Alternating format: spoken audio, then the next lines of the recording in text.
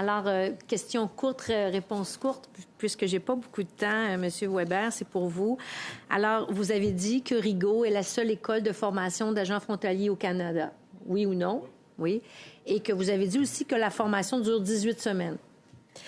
Pour atteindre la capacité annuelle, c'est 572 à peu près étudiants par année. L'engagement du gouvernement d'embaucher 1000 nouveaux agents sur 3 ans, ça veut dire qu'en plus des 575, on ajoute à peu près 330 agents nouveaux. Est-ce qu'actuellement, au moment où on se parle, le gouvernement et l'agence ont tout ce qu'il faut pour former 300 agents de plus par année? Non. Non. Est-ce que vous pensez que l'agence pourrait tenter, pour répondre à la commande du gouvernement, de former des agents qui ne passeraient pas par Rigaud et qui ne seraient pas armés, par exemple, qui seraient peut-être affectés à d'autres tâches, mais pas sur la ligne directe de la frontière?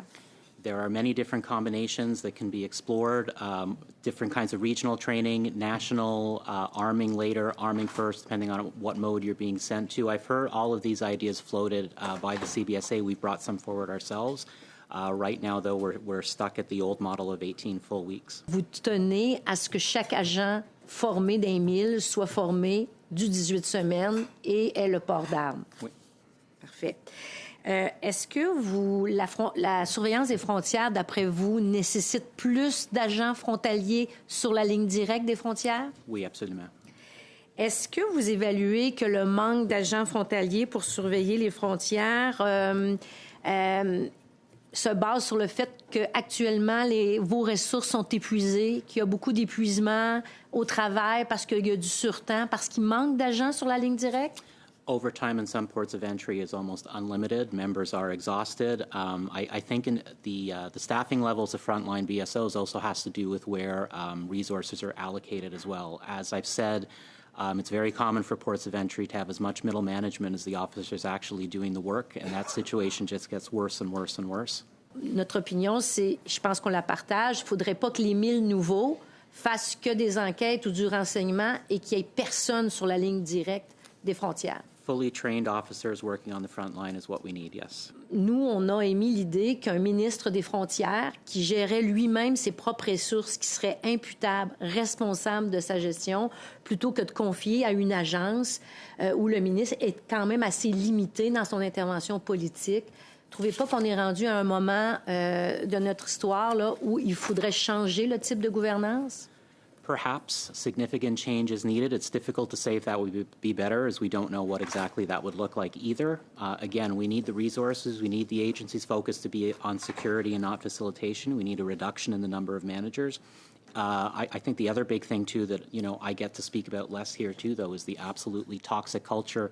We are not last in the public service employee survey, every single survey, accidentally. People would rather work in prisons than come to a CBSA workplace. That's a terrible sign.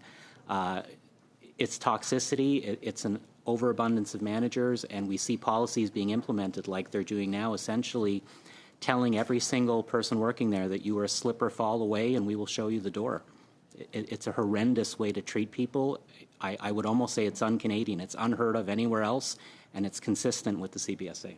Pour être une députée de secteur rural, le poste de la GRC n'est pas si proche que ça de mes postes frontaliers. Est-ce que vous trouvez que c'est une bonne idée qu'on élargisse la responsabilité d'intervention des agents frontaliers? Absolute must. It is our mandate to do that. We allow the RCMP to do the CBSA's work and doing that work between ports of entry. Right now, we've seen different combinations of provincial forces, parks involved, sheriffs.